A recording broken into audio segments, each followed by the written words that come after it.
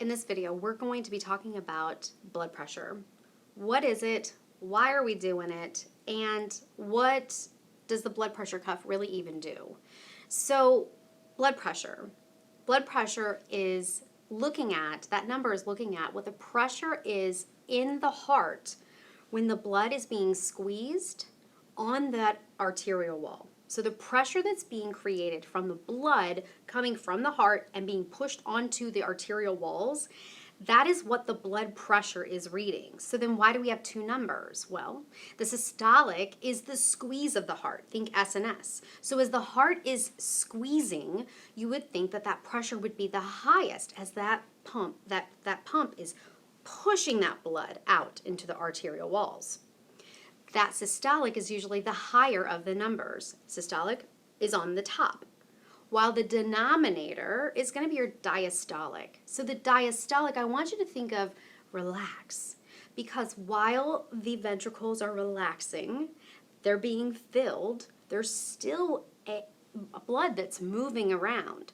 But while there is no contraction happening, we want the most accurate pressure on the arterial walls even when the heart is relaxing in that phase, right?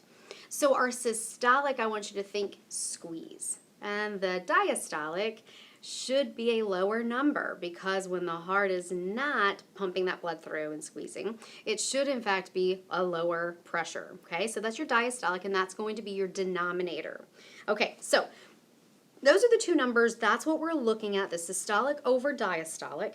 And then how is it that we get a blood pressure in the arm then? How is that all connected? Well, the closest artery that we have coming off of that, and the most accessible, is that brachial artery. So we are going to use the brachial artery to find out what the pressure that's being put on those arteries there. We're going to use that artery as our tester.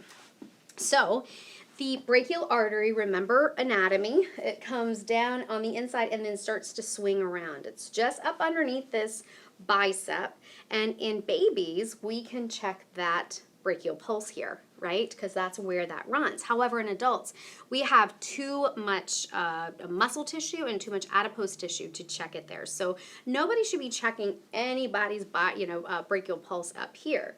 Instead, the best place to find it is going to be down around here. So you got to kind of get the arm relaxed. A trick is if you just kind of have the patient flex their arm, you can get up underneath that bicep and have them relax. So you should be nice, right inside of that, to where when you push down, you can feel that brachial pulse. Sometimes you're going to feel it a little bit better back here, but you need to follow it around to what's called the antecubital fossa. That is this area, the inside bend of that elbow. So we're just on the outside of it here, trying to feel for that brachial pulse, okay? And then that is where we're going to line up our blood pressure cuff marker with that placement. So why? What is it that we're doing with it? Let's talk about the blood pressure cuff first and its components. First, here is the cuff, right?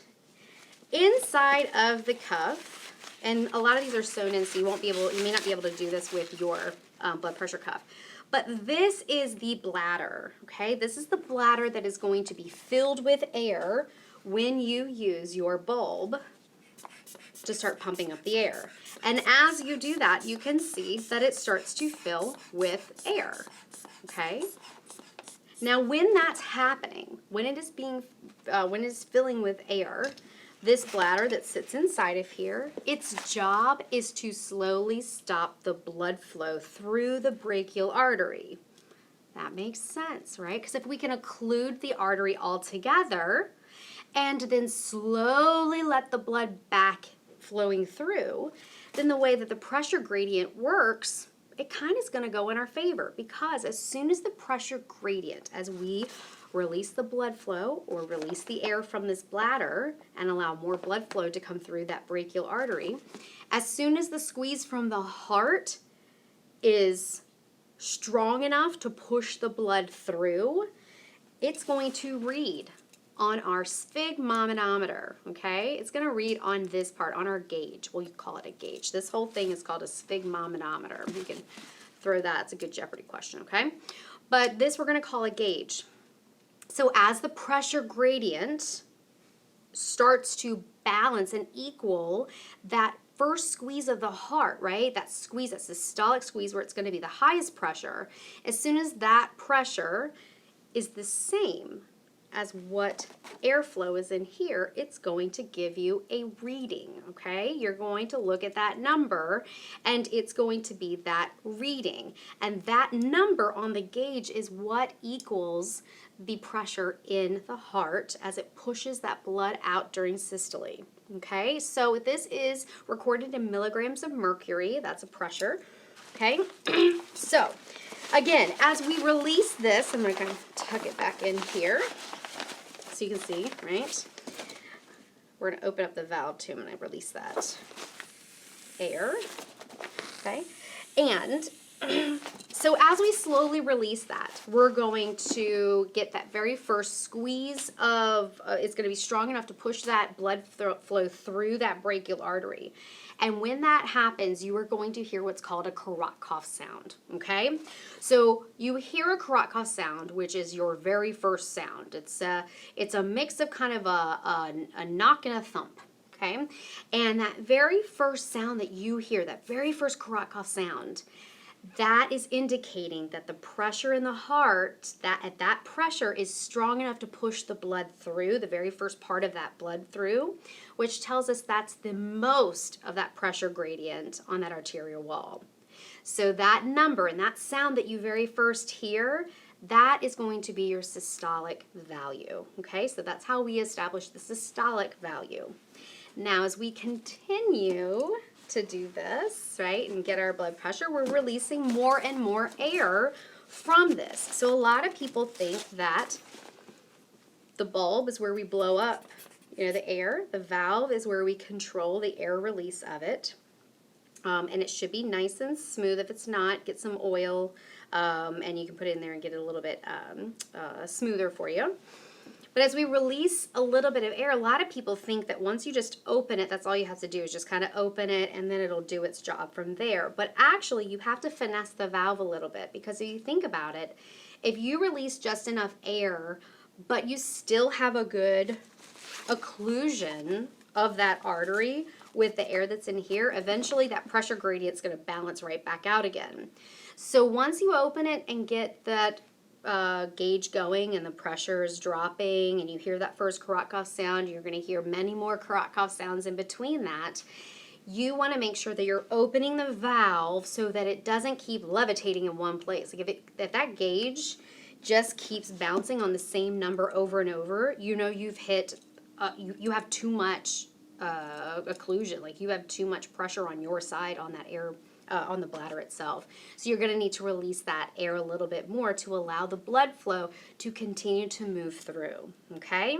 So in the video that you watch next on how to do a two-step blood pressure, we'll talk more about how to identify a systolic, but then also the tricky diastolic and how to identify that best. But in this video, I want to make sure that you understand what is blood pressure and what are the components of the blood pressure cuff.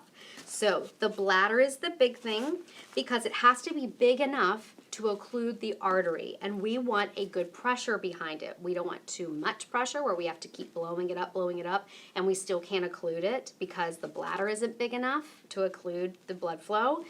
And then we don't want the bladder to be too big because if this bladder, think about it, if you put this on like a 3-year-old's arm, it's going to overlap itself. And if you put that bladder and you overlap the bladder on itself, okay, what's going to happen? Do you think I have to put much air in it to start squeezing my fingers here? No, because I've got pressure from all sides and doubled up. So now I don't need as much air in there to occlude the artery. And you don't want that problem either because that's going to give you a false result, okay? So air bladder is inside of there. You've got your cuff. You have what is the Velcro aspect of it, which is where you're going to get it on. You want to make sure you have a really good fit around the arm, okay? And you can see here, and I put air in this, so it's going to be harder to... So you can see that there is a threshold as you wrap this around the arm, okay?